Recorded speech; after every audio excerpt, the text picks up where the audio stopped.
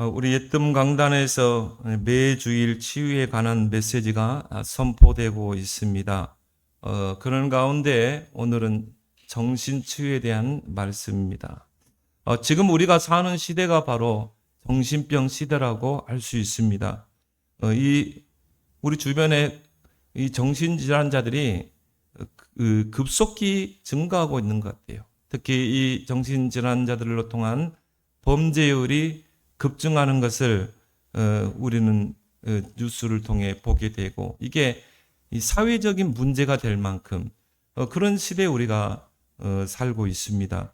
그래서 작년보다 올해 이 정신질환자가 10배 증가했다고 합니다. 이 범죄를 저지른 이런 정신질환자들이 이 수감되는 치료 감호소 입소자 절반 이상이 이 조현병 환자라고 합니다. 그리고 그 가운데 45%가 살인죄라는 결과가 나온 것입니다. 그만큼 이 정신질환자들의 이 범죄율이 높아지고 있다는 것입니다.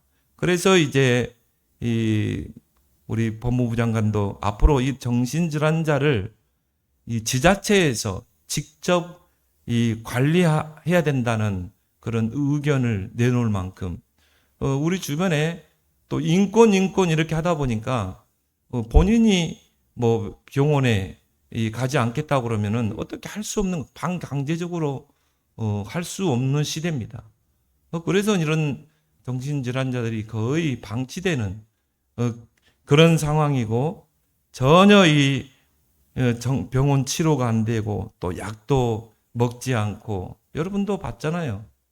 그런 사람들이 이런 망상에 시달리다가 결국은 이 범죄를 저지르게 되고, 근데 이런 사람들이 이 정신병원에 조금 악화되면 병원에 가서 치료도 받고, 또 약이 그렇게 몸에 해로운 것도 아니거든요.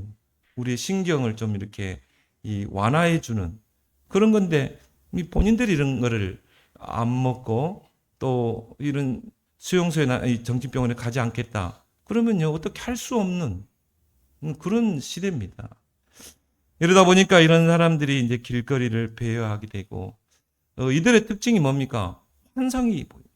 뭔가 다른 사람이 보지 못하는 게 보이고, 또 환청이 들리고, 여러분은 이야기했는데 그 사람들의 귀에는 나를 욕하는 소리를 들려요. 이런 이제 이 피해 망상, 이런 것들이 대표적인 증상 아니겠습니까? 이러다 보니까 이제 묻지마 범죄를 저지르게 되고, 요 근래에 이제 우리가 많이 보게 되죠. 나는 그걸 보면서, 야, 우리나라가 총기가 허용되는 나라라면 어떻겠을까? 막 무자비하게 했겠죠. 다행히 그래도 우리는 나라는 총기를 휴대할 수 없는 그런 나라잖아요. 그래서 인터넷에서 보니까 이런 정신질환자를 만났을 때 대처법, 여기에 대한 매뉴얼이 나올 정도로 그런 시대라니까요. 그런 불안한 시대입니다. 여러분이 길거리에서 잠시 지나쳤던 사람이 이런 전혀 방치된, 정신병원에서 치유도 안 되고 또 약도 먹지 않는 이런 사람일 수 있다 이 말이죠. 뭔가 환청에 시달리고 뭔가 피해 망상에 시달리고 이런 사람일 수 있다는 것이죠. 디모데후서 3장에 보면 말세에 고통의 때가 온다고 그랬어요. 그러면서 사람들은 자기를 사랑하고 돈을 사랑하고, 그러면서 뭐라고 그랬죠? 사나워지고 그랬어요. 난폭해지고. 이게 말세 현상입니다. 왜 그렇습니까? 하나님과의 예배 생활이 안 돼요. 그리고 복음을 듣지 못하고 하나님의 말씀을 듣지 못하면요, 사람은 어떻게 돼요? 영혼을 가진 존재입니다. 영적인 기갈이 옵니다. 여러분, 배고프면 화나잖아요. 내 영혼이 배가 고프고 기갈이 되면 사람은 사나워집니다. 난폭해집니다. 아모스 8장 11절에 보라, 날이 이를지라 내가 기근을 땅에 보내리니 양식이 없어 주림이 아니며 물이 없어 가람이 아니요 여호와의 말씀을 듣지 못한 기갈이에요. 지금이 영적 기갈 시대예요. 하나님의 말씀을 듣지 못한 그런 기갈 시대입니다. 교회 와서 말씀을 들어야 돼요. 복음을 들어야 돼요. 그래야 내 영혼이 하나님의 말씀으로 은혜로 충만해지는 것입니다. 그게 치유의 시작인 것입니다. 그런데 말씀을 듣지 못해요. 여호와의 말씀을 듣지 못하면 우리 영혼은 피폐해집니다. 기갈 상태가 됩니다. 하나님이 우리 인간을 하나님의 형상으로 창조했어요. 개나 돼지처럼. 개, 돼지는 먹을 것만 주면 좋아해요. 만족해요. 행복해요. 우리 인간은 그런 존재로 지지 않았어요. 하나님의 형상대로 지었어요. 그리고 하나님의 생기를 불어넣었어요. 그 뭘 말하죠? 하나님의 생명의 기운이 임해야 돼요. 그래서 생명력이 있어야 돼요. 우리의 영혼이 날마다 이 하나님의 말씀으로 은혜로 충만해져야 돼요. 그런데 영적인 기갈 상태가 되는 것입니다. 그러면 어떻게 됩니까? 분열됩니다. 마음도 정신도 생각도 다 분열되는 거예요. 우리 인간을 하나님의 형상으로 지었다는 걸 뭘 말하죠? 하나님께 집중하도록. 그 집중의 반대가 집착 아닙니까? 다른 것에 집착합니다. 우리는 우리의 마음이 하나님께로, 우리의 생각이 하나님께로, 우리의 정신과 영혼이 오직 하나님께로 이렇게 창조했어요. 그러니까 하나님 떠나면 영적인 기갈이 오고 말씀을 받지 못하면 분열이 되는 것입니다. 마음도 생각도 정신도 영혼도 다 분열되는 거예요. 그러니까 불안하죠. 여러분이 하나님께로 집중하는 것, 내가 말씀에 집중하는 것, 이것이 행복이요 평안인 줄 믿습니다. 여러분이 하나님의 말씀을 듣고 여러분이 하나님께 기도하고 하나님께 집중하면 평안해요. 하나님의 평강이 나를 지키는 것입니다. 하나님의 평강이 그리스도 예수 안에서 너희 마음과 생각을 지키시는, 그게 집중이에요. 근데 이게 안 된다. 영적인 기갈이 오죠. 다른 것에 집착합니다. 분열됩니다. 불안해집니다. 그러면요, 결국은 모든 게 황폐되는 것입니다. 그래서 우리가 정신질환을 정신분열증으로도 부르죠. 그 말은 뭔 말하죠? 정신이 분열되어서 오는 질환이라는 말이에요. 이 마음과 생각을 포함하고 있는 것이 정신이에요. 정신이 분열되었다는 것은 마음과 생각이 분열되었다는 것입니다. 황폐되었다는 것입니다. 그러니까 마음이 불안해요. 마음의 분쟁이 계속 일어납니다. 그리고 생각이 분산되어 있는 것입니다. 그래서 이런 사람, 영적 문제 심각한 사람 특징이 뭡니까? 초조하죠. 산만하죠. 집중을 못하죠. 모든 게 분열되고 모든 게 황폐되어 있기 때문에. 그래서 에베소서 4장 27절에 마귀로 틈을 타지 못하게 하라. 그때 이제 마귀가 들어오는 것입니다. 그래서 두 종류의 정신병이 있어요. 드러난 정신병. 드러나 버렸어. 우리 눈으로 볼 때도. 어제도 한 두 사람 봤거든요, 제가. 수락산에서 두 사람. 한 사람은 거의 좀비 같더라. 걸음걸이가 눈이 풀리고요. 좀비 같더라. 그래서 요즘 이제 호신용 뭔가를 가지고 다녀야 된다. 이렇게. 뭐 가스총을 가지고 다니든지, 아니면 요즘 호신용 그 제압봉이 있어요. 그걸 가지고 다니든지. 근데 그것도 가지고 다닐 수도 없어. 왜? 이제 앞으로 이제 경찰들이 불신 검문합니다. 좀 이상하다. 불신 검문합니다. 당신 가방 한번 뒤져보자. 왜? 칼을 숨기고 다니는 시대라니까요. 뭐 여러분 가방에 나는 호신용으로 내가 칼도 가지고 다니고 이게 뭐 제압봉, 그러면 여러분 붙잡혀가요. 예비 살인죄로 잡혀가요. 그래서 이제 그 정신질환자를 만났을 때 대처법 그거 보니까 몇 가지 매뉴얼이 나오는데요. 거기서 가장 많이 추천하는 게 호루라기. 그래서 예를 들어서 이제 정신질환 여러분 덮치고 달려들면요, 호루라기를 부려요. 호루라기를 팍 무조건 그 자리를 피하면서 호루라기를 불면 사람들이 시선이 집중되잖아요. 그때 이제 이 사람이 불안을 느끼고 도망간다. 근데 우리 집사람 보고 호루라기를 한 20개 정도 사라고 그러지. 그래가지고 우리 교인들 다 나눠주고, 또 소리 잘 나는 걸로 랩런트들도 나눠주고. 뭐 그만큼 사람들이 이제 불안한 시대에 살고 있다 이 말이에요. 마귀로 하여금 틈을 타지 못하게 하라. 그래서 완전히 마가복음 5장에 완전히 장악된 상태, 나의 마음과 생각과 모든 이 정신, 영혼이 다 장악된 상태, 그걸 보고 우리가 통제불능이라고 그러죠. 그리고 두 번째 정신병이 뭡니까? 드러나지 않는 정신병이 있어요. 이게 문제라니까요. 아니, 드러나서 길거리 다니면요, 아, 저 사람은 뭐 정신질환자네. 아, 저 사람 어떻게 도와줘야겠다. 그러잖아요. 근데 멀쩡하게 양복 입고 다니고, 이웃 사람들도 다 알아. 아, 저 사람, 저 친구 참 착하고 선하고. 그런데 이런 사람들이요, 이런 돌변할 수 있는 것입니다. 드러나지 않는 정신병, 더 무서운 거예요. 우리 주변에 이런 사람들이 살고 있다고 하면 여러분이 생각해야 되는 거죠. 그럼 첫 번째로, 이런 정신병은 영적으로 황폐된 상태입니다. 따라서 영적인 치유가 선행이 돼요. 물론 우리가 좀 상태가 심하면 정신병원에 데려가고 약도 먹이고, 또 때로는요, 또 이런 정신병원 요즘 잘 돼 있어요. 아주 휴양시설처럼 그래 돼 있어요. 그래서 좀 잠시 휴식하러 간다. 그런 방법도 있지만은 가장 중요한 게 뭐예요? 영적인 치유가 선행돼야 돼요. 그래서 창세기 1장 2절에 이 지구가 생기기 전에 혼돈과 공허와 흑암 가운데 있었다고 그랬어요. 이 우주가 혼돈과 공허와 흑암 속에 있었다. 영적으로도 마찬가지입니다. 이런 정적으로 시달리는 사람들의 영적 상태는 뭡니까? 혼돈과 공허와 흑암. 뭔가 분열되고요. 집중을 못하고 혼돈 속에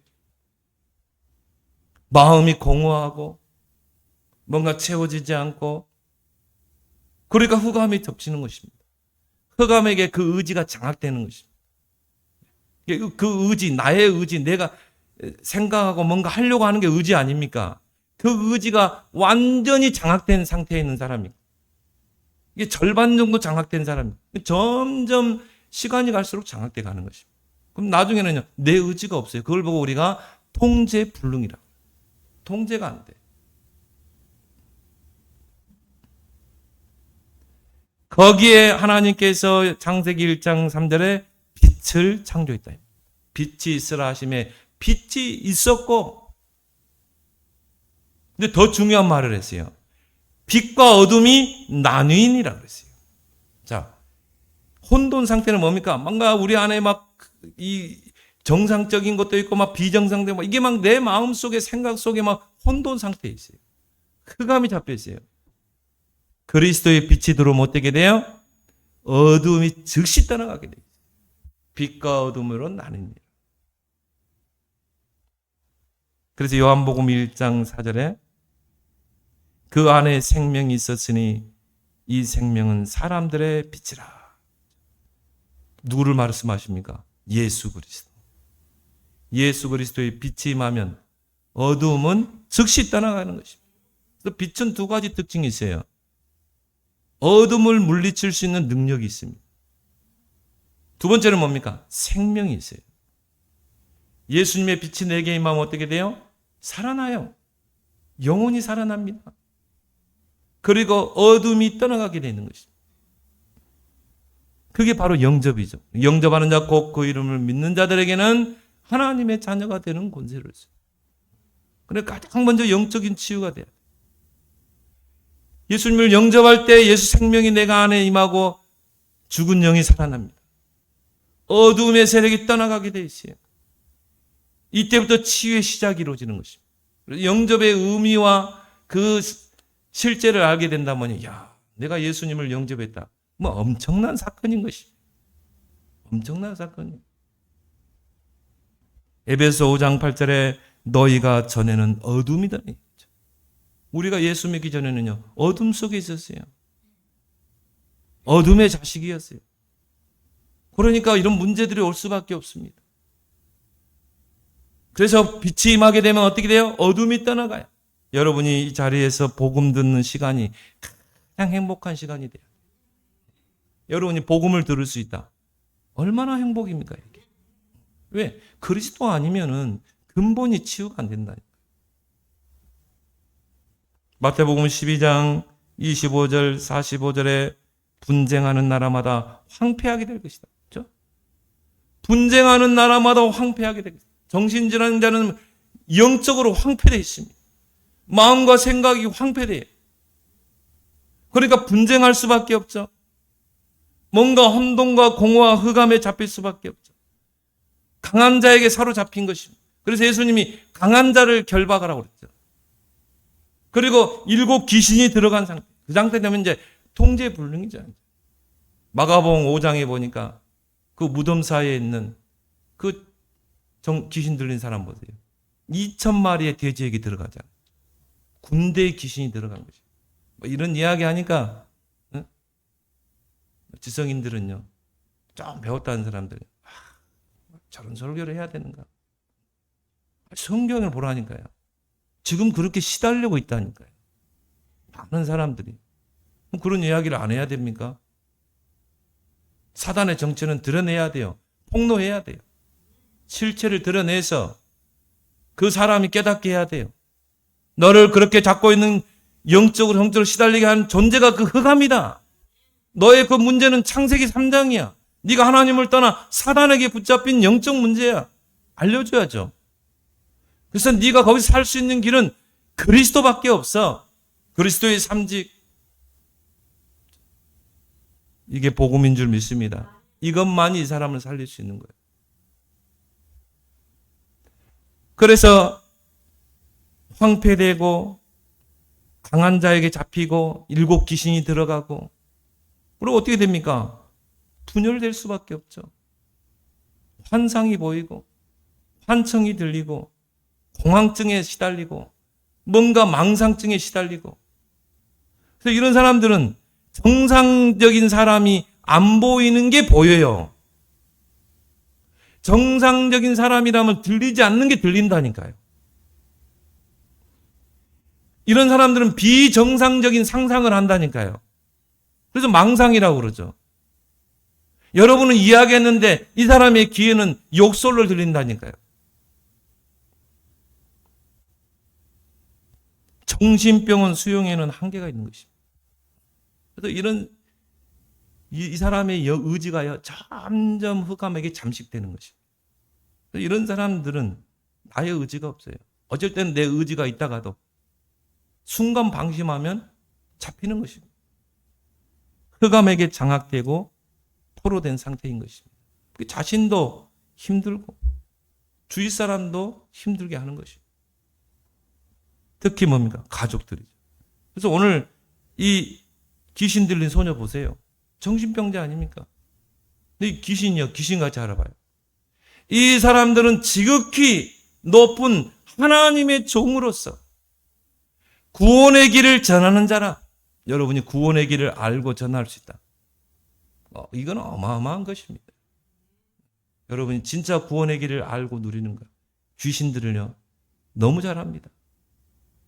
여러분이 진짜 만나는 사람 구원의 길, 영적으로 정신적으로 시달린 사람에게 구원의 길 그려보세요. 저 이번에 스리랑카 가면 구원의 길 그릴 겁니다. 네, 그 사람들에게 필요한 게 구원의 길이거든요. 귀신들이요, 귀신같이 알아듣는다니까요. 이 사람들은 구원의 길을 전하는 자라. 그리고 이 바울 전도팀을요, 얼마나 괴롭히면서 전도를 방해했는지 몰라요. 그래서 바울이 여러 날을 하는지라 소리 지르면서 전도를 방해합니다. 바울이 심히 괴로워해요. 정신병자가 내 곁에 있다. 본인도 힘들고 주변 사람도 힘들게 하고 괴롭게 하고. 그래서 주 예수 그리스도 이름으로 내가 명하노니 그에게서 나오라니 귀신이 즉시 나오니라.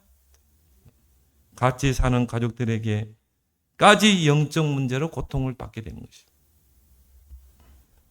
그래서 하나님의 뜻은 그 가족 중에 사명자가 나오는 것이에요. 진짜 이 영적 사실을 알고 이거는 그리스도밖에 해결할 수 없다. 그리스도는 영적 싸움을 싸우고 기다려줘야 돼요. 품어줘야 돼요. 본인은 얼마나 힘들겠어요. 그런 사명자가 나와야 돼요. 기도의 배경이 되고 섬길 수 있고 영적인 싸움을 싸우고. 그런 정신질환자들은 내 의지가 이게 마음과 생각, 정신이 다 분열되어 있기 때문에 내 의지력이라고 그러잖아요. 내가 의지력을 가지고 이 모든 걸 행해야 되잖아요. 내 의지가 없다니까. 분산된 상태이기 때문에. 어쩔 때는요, 의지가 거의 뭐 반장악되기도 하고, 어쩔 때는 제정신이다. 어쩔 때는 뭐 이상하고, 절반도 뭐 장악돼 있고. 그래서 우리가 정신질환자 치료할 때는 어떻게 합니까? 계속 찬송을 하잖아요. 기도하면서. 그래서 이 흑암이 이 사람을 잡고 있는 의지를 딱 놔야 돼요. 놀 때 이제 그리스도를 집어넣는 것입니다. 그래서 정신질환자 치유는 시간이 많이 필요한 것입니다. 왜? 그러다 또 잡혀. 또 잠식해가. 방치해 놔버리면 완전 통제불능이 돼. 완전히. 그래서 그 거라사인 그 무덤에 그 사는 사람 보세요. 매일 무덤에 살고 소리 지르고 자기 몸을 자해하고 사람들이요 쇠사슬로 묶어가지고 집에다 갖다 놓으면 다 풀어버렸어요. 귀신이 들리니까 얼마나 힘이 세겠습니까?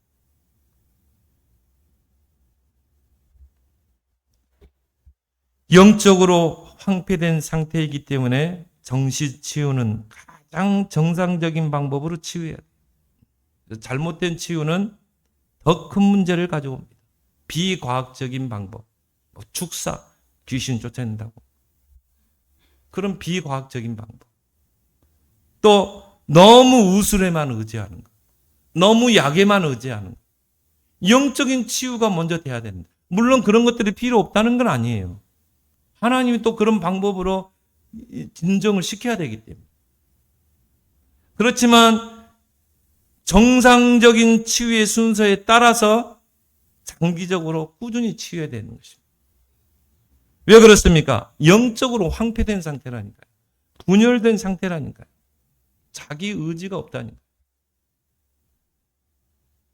나는요, 정신질환자를 너무 심한 상태는 병원에다 수용하고 좀 휴양도 하도록 약도 먹도록 해야 하는데 그 사람 본인의 의사에 맡겨요.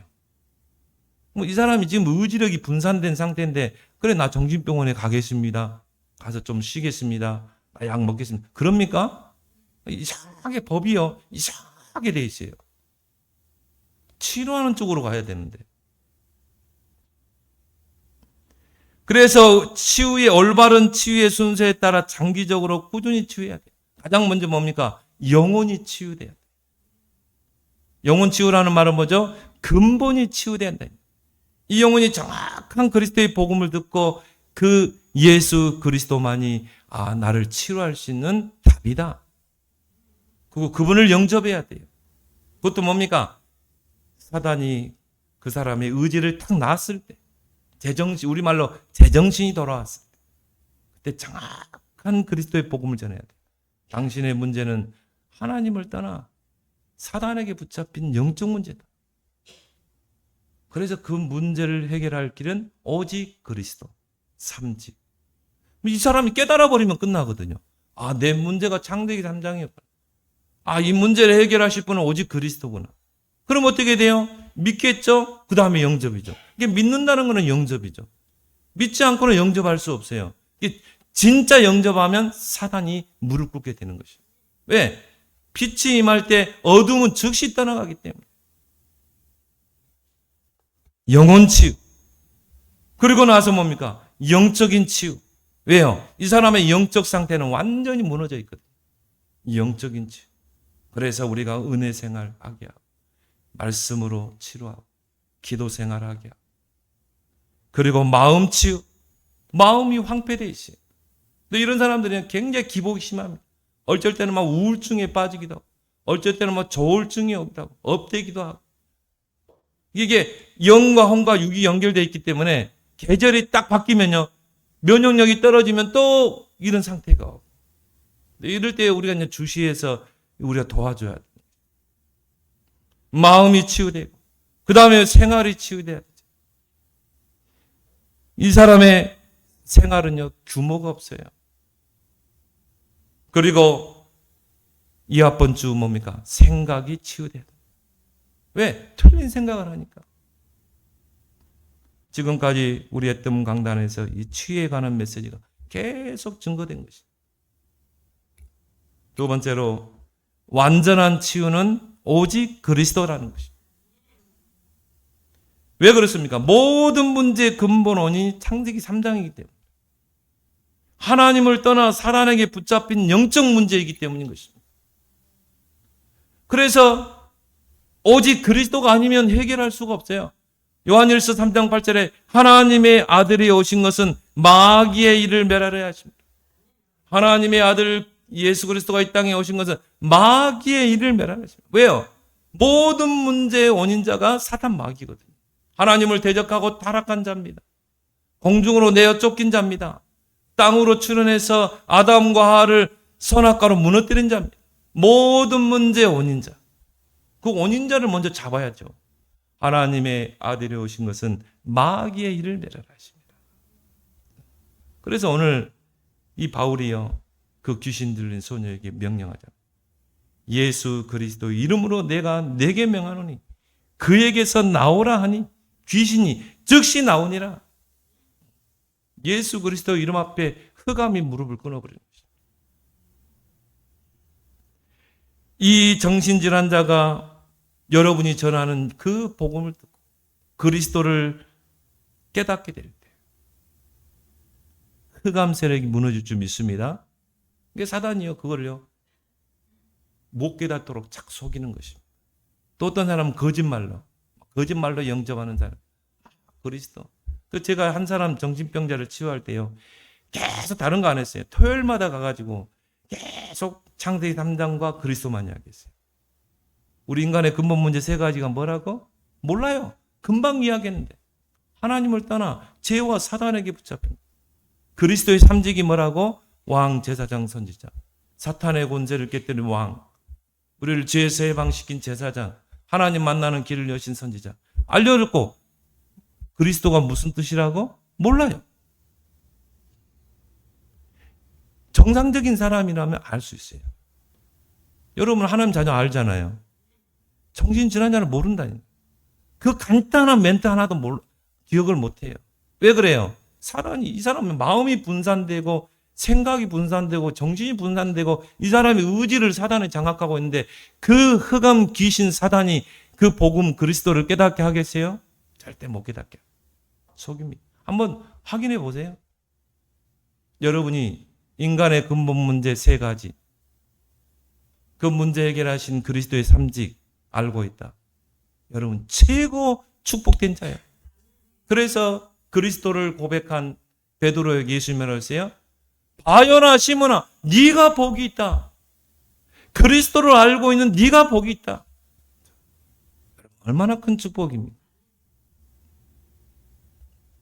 진짜 감사하고 있습니까?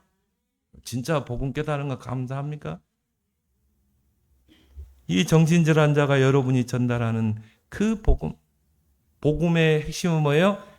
창세기 3장과 그리스도.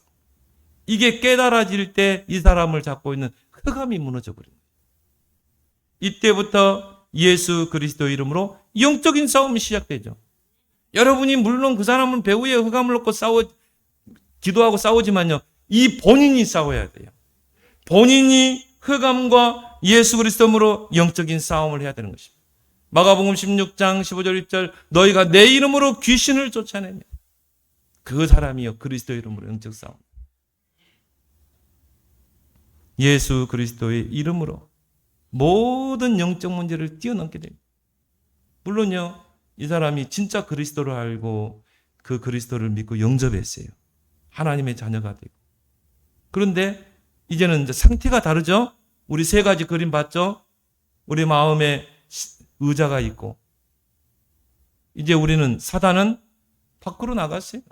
쫓겨 나갔어요. 그리스도가 내 인생의 주인이에요. 하나님의 자녀예요. 절대 망할 수 없어요. 그래서 속이는 것입니다. 이 사람을 장악하고 있는 것과 속이는 것은 달라요. 여러분을 이길 수 없기 때문에 속이는 것입니다. 그래서 또 문제 올 수 있어요. 또 막 꿈속에 나타날 수 있고 또 환상이 보일 수 있고 한청이 들릴 수 있어요. 그렇지만 이제 그리스도 안에서 그런 문제인 것입니다. 그 예수 그리스도 이름으로 모든 영적 문제를 다 뛰어넘게 되는 것입니다. 나에게 있는 영적 문제보다 그리스도가 더 커 보이는 것입니다. 그럼 모든 문제될 게 없죠? 내가 좀 시달려. 상관없어요. 왜? 나와 함께 하시는 그리스도가 더 크기 때문에, 더 강하기 때문에. 좀 시달려도 상관없어요. 이때 사단이 항복하는 것입니다. 사단이요, 막 미사일을 쏘고 막 불신앙을 집어넣고 계속 속이는데 안 속아. 내 안에 그리스도가 더 크니까. 이때 사단이 항복하고 떠나는 것입니다. 이게 완전한 치유인 줄 믿습니다. 그래서 정신질환자가 그리스도를 치유돼서 사명자로 바뀐 예가 많습니다. 마약 중독자가 치유돼가지고 사명자로 서는 경우 많습니다. 그래서 하나님은요, 그 사람을 통해 정신질환으로 고통받다가 이 사람이 치유됐어요. 이 사람을 하나님이 치유사역자로 많이 쓰십니다. 마약 치유하는 사람들이 보니까요, 마약을 했던 사람들. 그렇게 고통 속에 시달리다가 그리스도 통해서 치유됐어요. 그 사람이요, 마약 치유자로 서더라니까요. 그래서 사람들이 소경된 사람을 데려와세요. 예수 제자들이 묻습니다. 이 사람이 이렇게 된 거 누구 죄입니까? 그 아버지 죄입니까? 그 본인 죄입니까? 예수님 뭐라고 그러세요? 그 가족, 그 아버지의 죄도 아니고 이 본인의 죄도 아니고 하나님께서 이 사람을 통해 하시고자 하시는 일이 있다 이 말입니다. 그 정신질환자가 시달리고 고통받는 사람이 그리스도를 통해 완전히 치유됐어요. 나에게는 영적 문제보다 그리스도가 더 커 보여. 그러면 이제 사명자로 세워지는 것입니다. 하나님이 그 사람을 통해 그런 정신질환자를 치유하는 사명자로 세우는 것입니다. 거기까지 가야 치유라고 말하는 것입니다. 참된 치유. 그래서 앤 설리번이라는 사람이 있잖아요. 정신질환으로 시달리다가요. 이 사람이 정신병원에서 전도자가 전해주는 복음을 듣고 치유가 됐어요. 예수님 영접하고. 완전히 사명자로 바뀌는 거죠. 그렇게 해서 그 헬렌 켈러, 의사들이 손을 다 대지를 못해요. 얼마나 난폭한지. 그런데 그 헬렌 켈러를요, 치유해서 위대한 과학자로 세워버리잖아요. 그렇죠? 정신적으로 시달린 치유 대상자가 복음으로 치유되니까 복음 사명자가 되는 것입니다. 제가 아는 어느 교회에 지금은 부목사로 있죠. 이분은요, 심각한 분입니다. 환상, 환청, 망상, 정신병원에 몇 번 왔다 갔다. 근데 이분이요, 교회 목사 사모님을 통해 복음을 받아. 그래가지고 예수님 영접하고요. 계속 말씀으로 양육되고 예배 생활하고 완전히 사명자가 돼가지고 신학교 RTS 들어가서 목사 됐죠. 그래가지고는요, RTS 다니면서 신학교 다니면서 전도하다가 어느 옷가게 어느 처녀에게 복음을 전한 거예요. 이 처녀도 이 정신병 약을 먹고 있는 몇 번 병원에 들락날락. 이분에게 복음 전해가지고 영접해가지고 계속 복음으로 양육한 거죠. 그러니까 둘이 결혼을 했네. 그 딸이 둘인데요. 얼마나 애들이 이쁘게 크는지 몰라요. 한 명은 현대 무용하는데요. 아주 상은 가는 곳마다 상을 받고. 나는 그 부부를 보면서요. 이 부부가 완전히 사명자가 돼서 지금 많은 사람들을 건져내고 있어요. 많은 사람들. 야, 진짜 이 복음이 이렇게 크구나. 복음이 이만큼 위대하구나. 그래서 복된 소식이구나. 내가 너에게 큰 구원의 기쁜 소식을 전하노라. 예수가 그리스도다. 여러분 완전 답이 나길 바랍니다. 그리스도 아니면 절대 해결 안 돼요. 요한복음 9장 3절에 그에게서 하나님이 하시는 일을 나타내고자 하심이라. 저는 그렇게 봐요. 그러면 우리의 구원이 이미 창세 전부터 선택된 거고 예정된 건데 이 사람이 정신질환자로 살았어. 근데 구원은 과거, 현재, 미래 문제 해결이잖아요. 이 사람이 정신질환자가 복음받고 치유돼 사명자가 돼. 하나님이 그 사람을 그렇게 하신 것도 하나님 아니겠는가? 그렇게 해서 사명자로 세우는 거. 그래서 그런 사람들을 살려내는 거. 이게 하나님의, 우리는 설명할 수 없는 하나님의 오묘한 일이 아니겠는가? 그래서 가족 중에 치유 사명자가 나오는 것이 하나님의 뜻인 것입니다. 마지막 세 번째로 치유는 시간표다. 절대 조급해서는 안 됩니다. 왜요? 오래된 것이에요. 오랫동안 마음과 생각 속에 들어온 게요.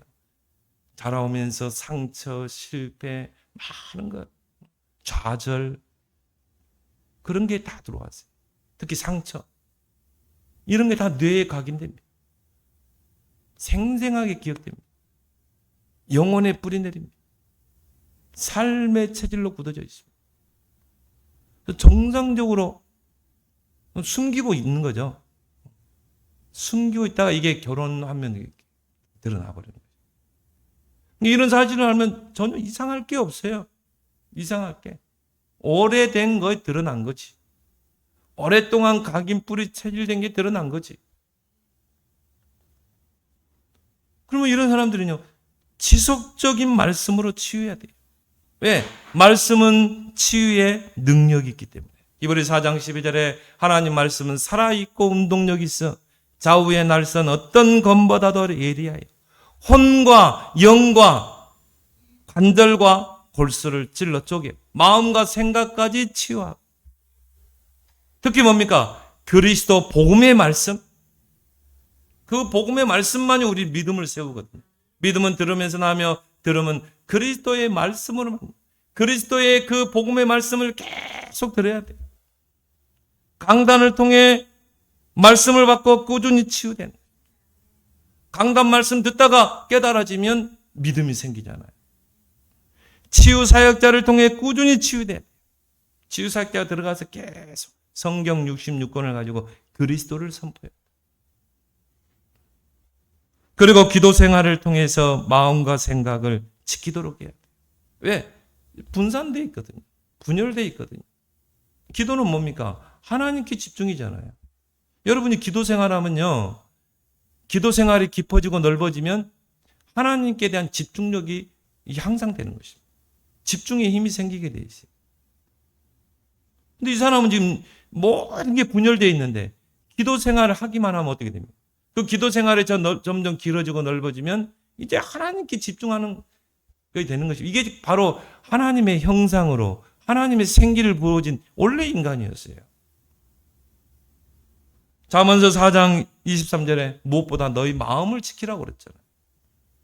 빌보 4장 7절에 아무것도 염려하지 말고 기도로 감사함으로 하나님께 할 거야. 그럼 모든 지각에 뛰어난 하나님의 평강이 그리스도 예수 안에서 너희 마음과 생각을 지키시오. 기도 생활을 통해 내 마음과 생각이 분열되고 황폐된 내 마음과 생각이 하나님을 향하게 되는 것입니다. 하나님께 집중하게 되는 것입니다. 은혜 생활을 통해 영적으로 강해지는 것입니다.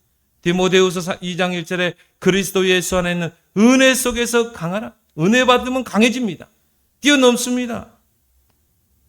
그래서 앞으로 교회의 모든 방향은요, 237 치유 서밋의 방향 맞춰져요. 이방인 시대를 준비해야 됩니다. 교회는 이방인 시대를 열어야 돼요. 그리고 앞으로 정신질환자, 영적인 문제자, 암에 걸린 자 많아집니다. 갈수록 많아집니다. 치유 사역자를 세워야 돼요. 교회 안에 치유 시스템을 세워야 돼요. 그리고 우리는 후대를 키워내야 됩니다. 서밋으로 키워서 미래를 우리는 준비해야 됩니다. 237 치유 서밋. 그래서 복음을 아는 모든 자는 치유 사역자예요. 인간의 모든 근본 문제가 창세기 3장 3가지. 그 문제를 해결할 수 있는 유일한 길이 오직 그리스도의 삶이지. 이걸 복음을 아는 자가 바로 치유 사역자입니다. 여러분이 치유 사역자라니. 여러분 주변에 영적으로 정신적으로 시달린 사람 있으면요, 그 한 사람을 놓고 진짜 기도하면서 영적 싸움하면서 계속 한번 찾아가 보세요. 계속 그리스도의 복음의 말씀을 증거해 보세요. 어떤 역사가 일어나는지. 치유를 통해 전도의 문을 열어야 되는 것입니다. 그래서 마태복음 4장 23절에 예수께서 온 갈릴리에 두루 다니사 회당에서 가르치시며 천국 복음을 전파하시며 모든 병과 모든 약한 것을 고치니라. 예수님의 공생의 세 가지 사역이죠. 이 천국 복음을 전파하고 양육해서 가르치고 치유하고. 그래서 우리는 이제 치유 다락방의 문을 열어야 돼. 복음 가지고 우리는 이런 시달린 사람들을 정말 말씀으로 치유해야 하는 치유 다락방. 또 치유 미션홈. 이들을 불러서요, 집으로 불러가지고 대합니다. 그들을 삶을 치유해 줘야 되는 것입니다. 집중해서. 미션홈이라는 게 그겁니다. 차단시키는 거예요. 우리 집에서 먹이고 재우고 하면서 그런 생각이 분산되고 망상에 빠질 수밖에 없는 그 모든 것을 차단시키는 거예요. 우리 집에서 그래서 재우기도 하고 같이 생활하면서. 그게 치유 미션홈인 것입니다. 그리고 앞으로 교회는 이런 치유 사역원을 세워서 공기 좋은데, 그런데 꽃동산교회 보니까요, 양주 지역에 완전히 그런 사람들 동산을 만들어 놨어요. 그런 교회가 커지면 그렇게 할 수 있는 것이죠. 그래서 여러분이 세 가지 뜰이 있는 언약성전 놓고 기도하길 바랍니다. 그런 정확한 언약을 붙잡으면 나머지는 하나님이 하신다. 그래서 정말 이 시대, 복음이 사라지고 영적으로 시달린 시대, 하나님이 원하시는 그 망대를 세우는 여러분의 생이 되기를 예수 그리스도로 축원합니다. 하나님 아버지 은혜를 감사합니다. 지금 우리 시대가 바로 정신병동 시대입니다. 이 시대를 바로 보게 하시고 하나님, 영적으로 항폐된 자, 오직 예수 그리스도의 복음으로 치유하는 그런 문이 우리에게 열리게 하시고, 우리 교회가 이런 영적으로 정신적으로 또 육적으로 정신질환으로 질병으로 고통받는 자들을 치유하여 사명자로 세우는 237 치유 서밋의 삼뜰의 그 언약성전에 모든 성도들이 믿음으로 도전케 하여 주옵소서. 예수님의 이름으로 기도합나이다. 아멘.